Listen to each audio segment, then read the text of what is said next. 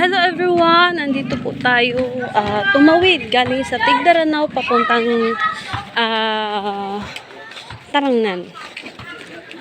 May pupuntahan po tayo na pa-feeding sa isang ano po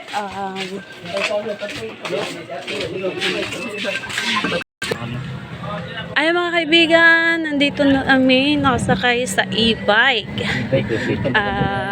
Ano natin, may pupuntan tayong event.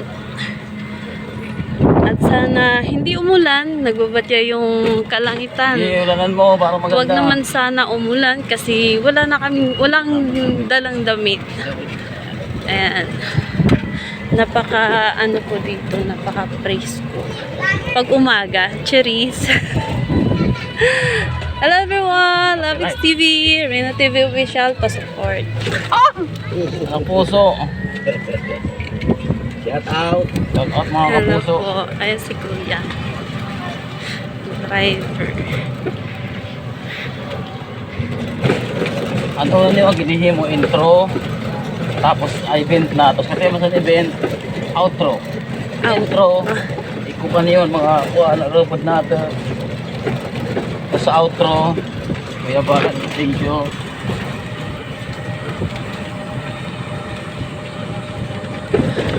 Ibang kasama namin nasa likod. Wow. I need was. Was. This was.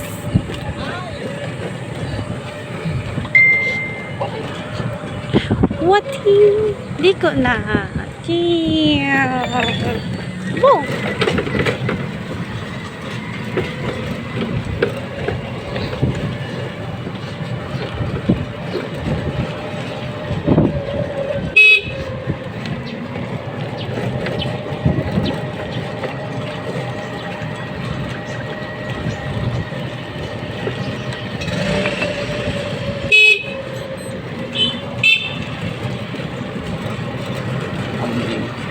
Ha?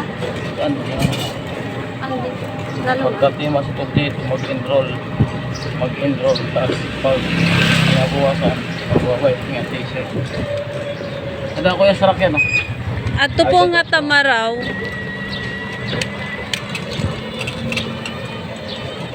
Oh, ay! Bring it on, baby!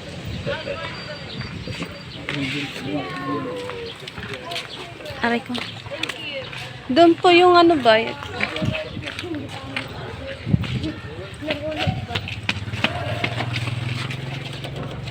intermission si Peo ka na, Dok? Diba? Oo. Ate! Guys! Sige, Li. Tuhat. Sakay kuya. Ipit yan.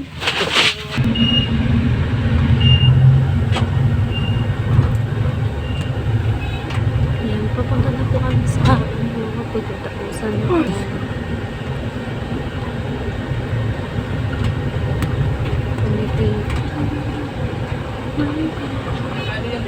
Ha? Oo. Oo na.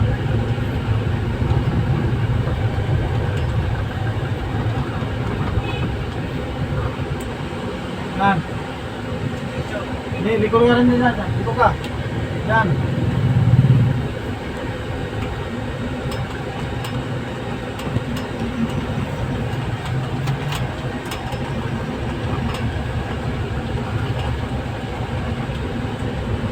Nagkahulo sa nakuha.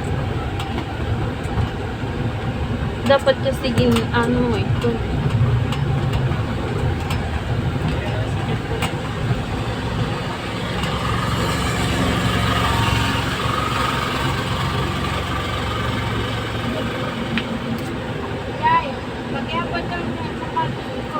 Sipit. Ito, ito mo. Sipit. Ramon.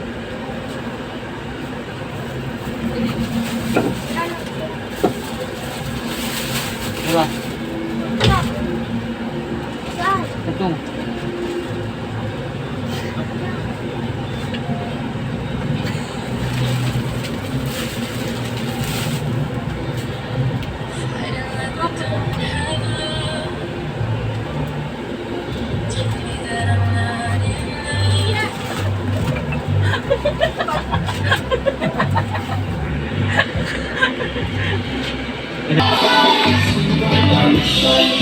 Bakit napapasarap? Ang isang pork barbecue.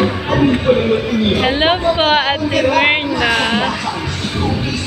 Kaya di mapigilan ang bawat juice ng pagkaga. Kaya napapasarap ang mga isang pork barbecue. Ayun mga kaibigan, nandito na po tayo sa pagdadausan ng event. Ito po yung senior citizen at yan po yung ipapangkin. Siya po si 14 Ate pesos Myrna, and isang 33 centavos per kilowatt hour ang overall sponsor. ngayong Mayo. Akala ko nga tataas ulit this month. Nakatulong kasi Anyo ang efforts ng ERC at Meralco para ma-offset yung inaasahang increase. Una na dito, yung higher hour income. Suspended din ang collection ng JL charge at may VAT exemption pa sa natural gas. May pagbaba din sa transmission charge. Actually, may pagtaas sa generation charge. Para mabawasan ang impact, nag-request ang Meralco sa ERC na ma-implement agad yung line rental caps under its power supply agreements.